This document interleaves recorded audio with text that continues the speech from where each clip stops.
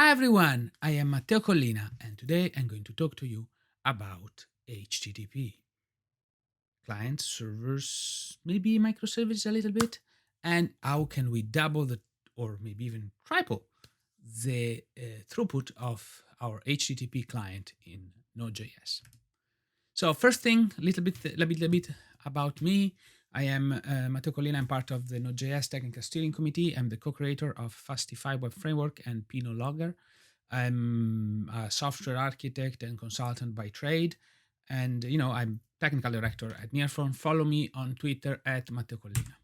So a couple of notes. I've also have maybe 6 billion downloads on npm uh, for the wall of 2020. I don't know. I was totally stunned by this, so maybe I know what I'm talking about. Maybe not. Bah, make it up what you want for yourself. So, what I'm doing, I typically work in helping companies building fast and scalable Node.js applications. This is one of the key thing of what I do is part of my job. I'm also part of the maintaining of the maintainers of Node.js and a key part of its ecosystem with 6 billion downloads per year. I'm probably know what I pretty much have a good grasp on what our user needs and what they are complaining with and so on. So I need to balance all the time those two things, and one side help our clients and the other one maintaining in Node.js. This gives me a lot of perspective on what I need, what I can do, what I need to do for my for the development of Node.js application if it's a ecosystem. So the two side of my job like strengthen each other to some extent.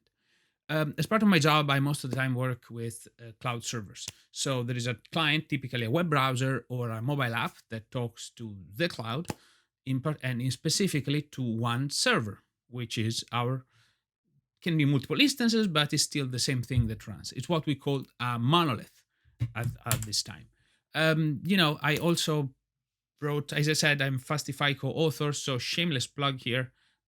Use this thing; it actually works really well. This task is actually not up to date. I'm sorry. And so essentially, this is a really fast web server, web framework for Node.js. You can build small and big apps with this. And it works really well, both for monolith, but also for microservices. Now, why would you need microservices? Because you need to scale teams. Microservices are a clear way of scaling teams so that you can have different teams to maintain different part of your system so that they don't overstep on top of each other. It's actually great. And however, one of the problem of microservices system is their chattiness. In fact, all the microservices chat a lot between each other. And you need to call data that is managed by some other microservices and so on and so forth. So you have actually a lot of communication between the various microservices. From time to time, somebody will call this microservices mesh. And it's what we're going to focus on most of the time in this presentation is this link between microservices. And I've been researching this problem for 3, 4, 5 years, something like that. So it has been brewing for some time in my head. You can have an HTTP server with everyone can work, but even the most basic ones. So let's consider a very simple server that it just do a little bit of a timeout of 1 millisecond. Very simple. This to simulate a very fast database that always reply us with hello world in 1 millisecond. Hey, it's great. And an HTTP client, the Node Core HTTP. Why we're just focusing on Node Core HTTP? Well, because Axios, Node Fetch, Request, GOT, they all use this as their backing. It's great. And so every single time you're doing those things, we are doing, they create a TCP socket. So essentially, the sender open up when they open up a TCP socket, they need to do a little bit of a dance. This is typically one full round trip to get to establish this, which is quite a lot, okay? Because depending on the latency, the distance, physical distance between the two, it can even take some time. It can be 10, 20 milliseconds, something like that. So, well, they're talking very little numbers, but remember, you have maybe 200 milliseconds to respond to your client, or maybe 400, whatever you want. But the more hops you do, the higher your latency gets. So you don't really want to spend time, because you haven't. So once the three handshake as established is not even finished, like you haven't transferred any data, right? You just created the socket. Consider that if you're using TLS or SSL and so on, it takes even longer. So, but that's not just the case, because once you create a TCP socket, in fact, it's there is a concept that is called the congestion window, which is considered slow at the beginning for new established sockets.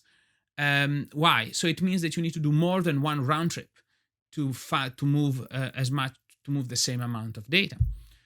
Because it's the congestion window tells you how much to tell the server how much to send before tell the server how much to send before we can before we can the client needs to send a NAC, or say send me more, essentially.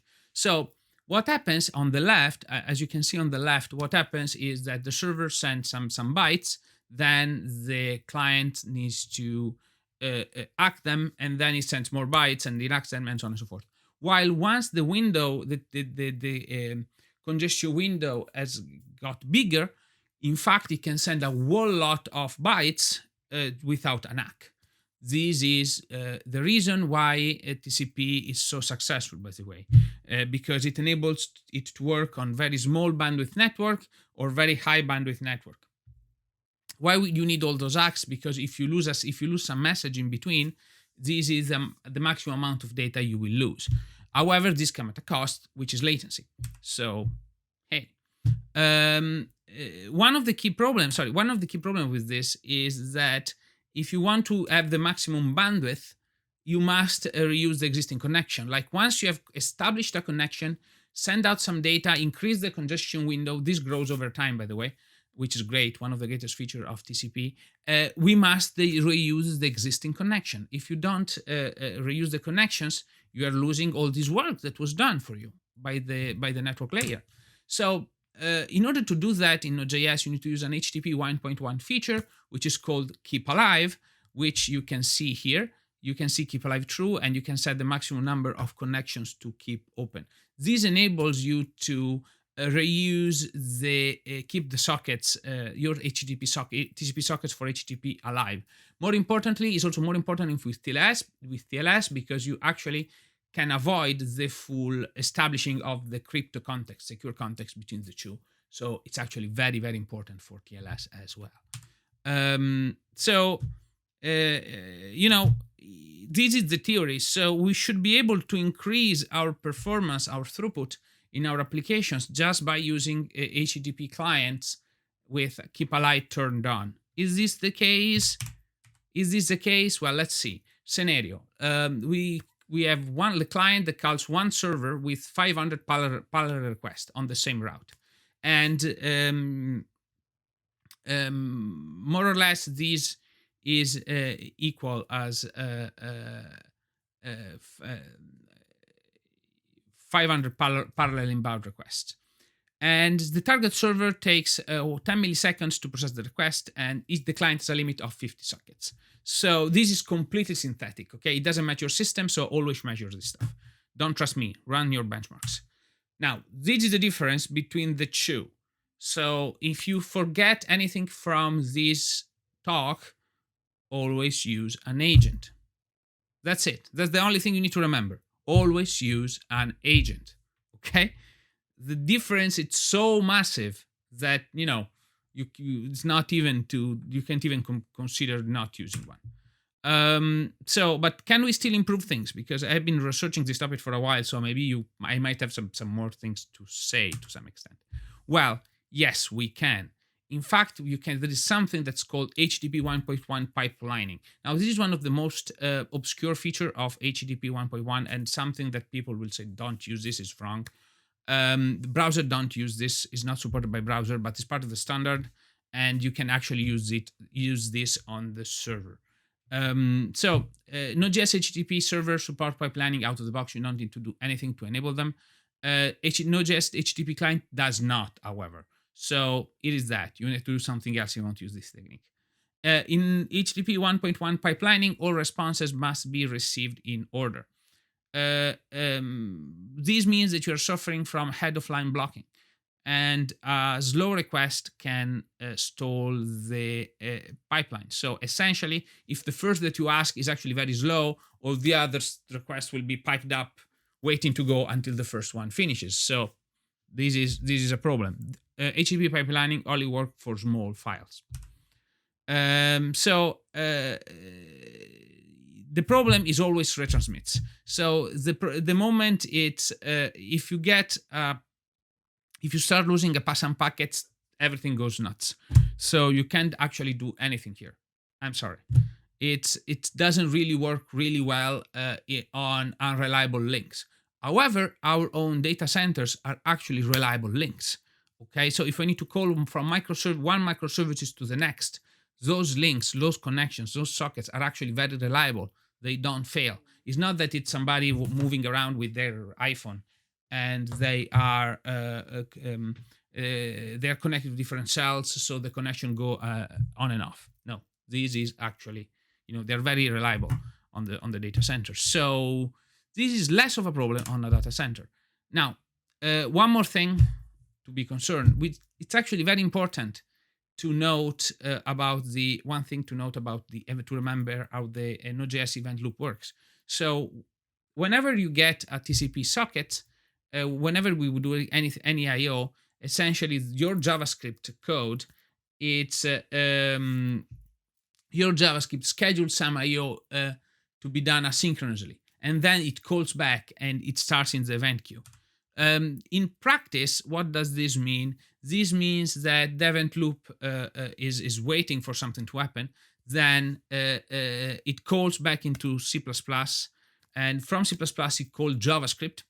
And from JavaScript it finishes, it does next tick, it does promises and so forth, finishes C++, and then it starts again the event loop. Now, there is a moment between those two where the event loop is blocked. And so when the C++ and JavaScript function is executed. So what does this mean? It means that if we want to improve the performance of our applications, we need to minimize the time in which we are blocking our event loop. So, and it's basically the key strategy to increase the throughput. And you can actually use this to put flame graphs, use flame graphs to visualize the out functions and actually minimize them. It's pretty great. It works very well. Now, this is one of the problems, right? The next one that we are trying to solve, and this is the bonus point, it's that it's timeouts and equal resets. So if you use agents, okay, you might end up having equal resets. And what does those? And timeouts. So the problem is that a socket, if you're using them, they might die. And if they die, what you need to do is that you might want to reschedule them. So if they die, it's a problem, right? Because it can happen, and I can say, oh, I'm sending data on this socket, I'm trying to reuse it. When I use it, it die. It's not available anymore. I'm getting a recurrent result. It's really bad. So what happens is that you want to minimize this. By default, the original strategy for Node.js was FIFO, first in, first out, which means that it was reusing the oldest sockets to try to create the least amount. Now, the problem with that approach is that all the sockets are the ones more likely to time out because they are old. And so recently we added a new scheduling for the HTTP agent in Node.js. It's called LIFO. It's a different strategy. Last in, first out means that the last one that you use, we try to use that, which means that it's we are actually going to create more sockets because essentially we let more sockets expire. However, with the LIFO approach, it actually minimizes the amount of timeouts and econ resets, because you're actually going to reuse the socket that worked the last time. Okay, so you know that this worked. Okay, it's just there. So it's way more probable that your request go through. Okay, so we have known all of these things. Let me introduce you to a new library called Undici. So what is Undici? Well, Undici comes from HTTP 1.1.11, and 11, it's actually a word, right? But it's in Italian means 11, so you can translate 11 to Undici, so that's why Undici. And it's also totally Stranger Things reference, if in case you are wondering. You might. So what does Undici do? Undici is a new brand new client for Node.js implemented from scratch just by using Node Core internals. It's great. You can just use it with a global agent. That will keep alive your connection by default. It will use LIFO scheduling, no pipelining, and unlimited connections. So it will work more or less the way you're used to. It will support both HTTP and HTTPS at the same time. There's no need to shenanigans between multiple agents and so on. Just does it all, and that's it. So that's pretty cool. You can even configure HTTP agents, an agent. You can configure it, or you can use it directly. Then it works really well from my point of view. You can create set pipelining, set the number of connections for each domains, and so on and so forth. You can even use the pool. Like the pool is what the agent used to talk to a single host. So you can create a single HTTP client. You can create a single pool for a single destination and just do the requests on that pool using that pool. And it's pretty great. You can even just create one client, which essentially is one single connection. It has different methods, so you can have requests, you can have stream. There's others that are even faster. They're pretty great. They're all pretty great. So essentially, they're all there to minimize overhead in case you need that. How does this Undici compare with the Node Core HTTP client? Well, it's actually really fast. And you can actually use, when you turn on pipelining, you can actually get to 3x what an HTTP Node Core HTTP client with Keep Alive would do. Undici is also way more strict in terms of HTTP, so there is that difference. I've done some checks, and if with Undici and a good connection pool and so on and configuration, you can really get some really good number, and it actually worked really, really well. So it solved my problem for Fastify HTTP proxy. If you thank you for bearing with me during this long talk. And it's the thing you need to remember: always use an HTTP or HTTPS agent. You can use Undici to drastically reduce the overhead of your distributed system, and but you will do some neat work because it has a new API. And it's a big thanks to Robert Nagy that essentially took Undici and brought it to be production ready, because it was such a fantastic work. Robert, thank you. We also need help, more tests. There is a Undici fetch being built by Ethan, so it's pretty great, to be honest. And there is a bright future ahead for Undici. I would like to recommend you a book. This is actually a really important book from Ilya Grigorik. You should read this. It's a masterpiece. Please. There is also an event loop guide. Go ahead and take a look. And then there is Fastify and Undici. Thank you. I am Matteo Collina, and I'm a technical writer. Thank you very much. Bye.